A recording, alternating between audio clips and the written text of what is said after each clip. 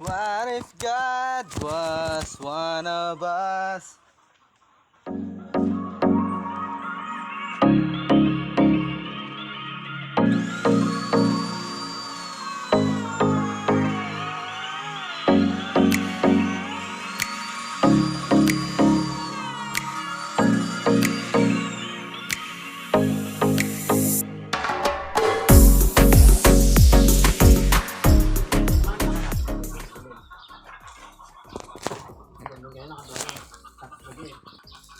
Pogs, kung nandito sa lupa si Lord, anong trabaho niya? The carpenter. Carpenter. Yes. Ikaw, Chad, kung nandito sa lupa si Lord, anong trabaho niya? Carpenter din. According to the Bible, Jesus is the carpenter.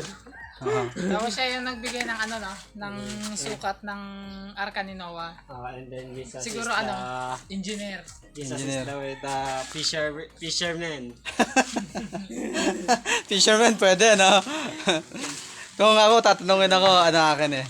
Ang trabaho ni Lord is architect, engineer, pwede, no? Fisherman. Bro, kung nandito si Lord ngayon, anong possible na work niya or profession? Work ni Lord? Ano? Aside sa pagiging Lord niya. Lord siya. So, yun dito, in human nature, ano yung possible na Work niya? profession niya or work? Ano? King. Aside sa pagiging hari, as normal human being. Hindi yan siya mag-work. Hindi, let's say, set aside natin yung pagiging Lord and King niya as human. 100% human and 100% God. So, yung pagiging 100% human niya. Human siya? Oo. Leader nga siya. Work yung inaano mo. Work? Oo. Administrator, leader. Magro-rule siya. Magbo-bossing bala. Aside sa pagiging pagkakaroon ng authority, kingdomship, and leader. Mga ngaso. Bakit mga kaso? Wala na siya gagawin, maglilipot-lipot. Ng doktor. Doktor, yes. Doktor,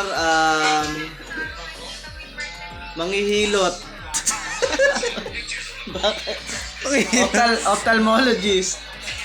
Asaan ba yung optal? Sa mata. Optal ba yan? Counselor. Possible, no. Carpenter, syempre.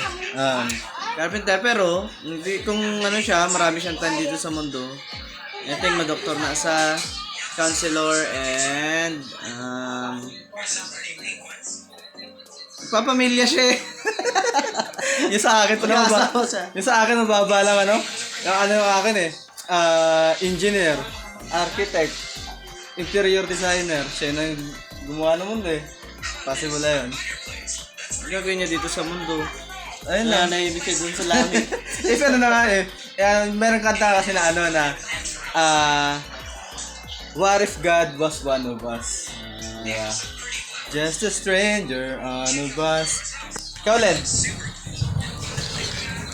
Kung andito si Lord sa mundo, anong possible na tingin mong trabaho niya? Work or profession? Oh. Ay, yung mga Japanese ng do pastor. Pastor? Ano ba? Doktor. Doktor? Ano mo ay? Hindi, kung ano na nasa isip mo. Pastor, doktor, ng presidente. Ikaw, Genesis 1:27. Alright, game. So God created man in his own likeness.